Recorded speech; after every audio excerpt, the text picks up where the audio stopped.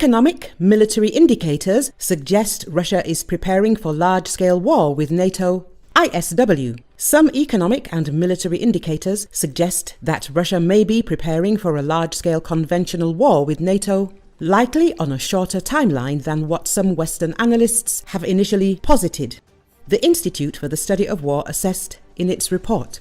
Although not an imminent threat, the ISW assesses that Russian President Vladimir Putin's emphasis on growing Russia's economic and military capabilities is an indication that Russia is gearing up for conflict beyond a protracted war in Ukraine. Following Putin's rigged victory in the 2024 Russian presidential election, the Russian leader met with party faction leaders in the Russian State Duma, Russia's lower house, to emphasize Russia's priorities in growing the economy. According to a readout released by the Kremlin, Putin emphasized the need to grow the new elite that will mature on the front, as opposed to supporting Russian oligarchs who have lined their pockets in amassing wealth through privatization and corruption after the fall of the Soviet Union.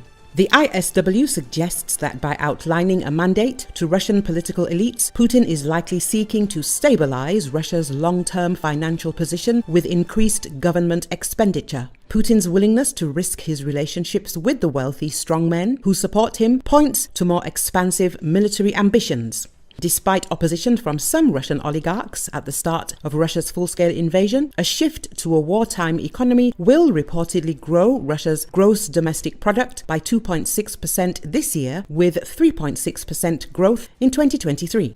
The ISW also assessed that an expansion of Russia's military capabilities, as well as military restructuring, are indicators that Russia is setting conditions for the possibility of future direct conflict with NATO. The ISW gave no timeline as to when they believe a direct conflict with NATO may play out, noting that a timeline for Russia's preparedness to launch an attack against NATO is heavily reliant on the financial resources Putin is willing to put against military efforts.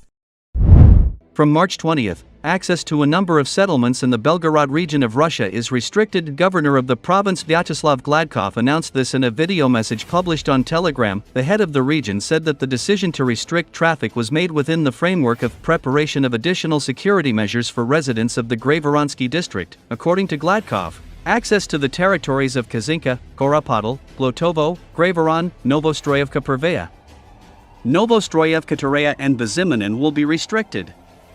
This means that posts will be established where employees of the Ministry of Internal Affairs, National Guard, Border Service of the Ministry of Defense and the administration will stand, the governor clarified. The announcement came a day after Russian President Vladimir Putin said the Kremlin wants to create a buffer zone to help protect border regions from long-range Ukrainian strikes and cross-border raids that have occurred with more frequency in recent months. Civilian areas of Belgorod have been struck with particular frequency in recent weeks. According to Gladkov, 16 people died, and 98 were wounded over the last week. It should be recalled that on March 19, Russian President Vladimir Putin spoke about the attempts of sabotage groups to infiltrate Russia. On March 17, the Freedom of Russia Legion fighting on the side of Ukraine announced that it had taken control of the settlement of Belgorod. On March 15, Andrei Yusov, a representative of the General Intelligence Department of the Ministry of Defense of Ukraine, stated that sabotage groups have turned Russia's Belgorod and Kursk regions into an active combat zone.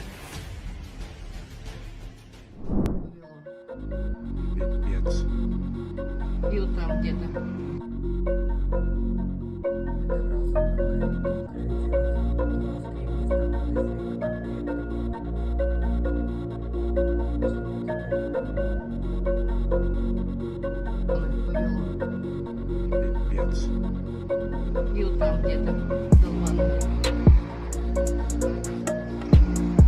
Там дым.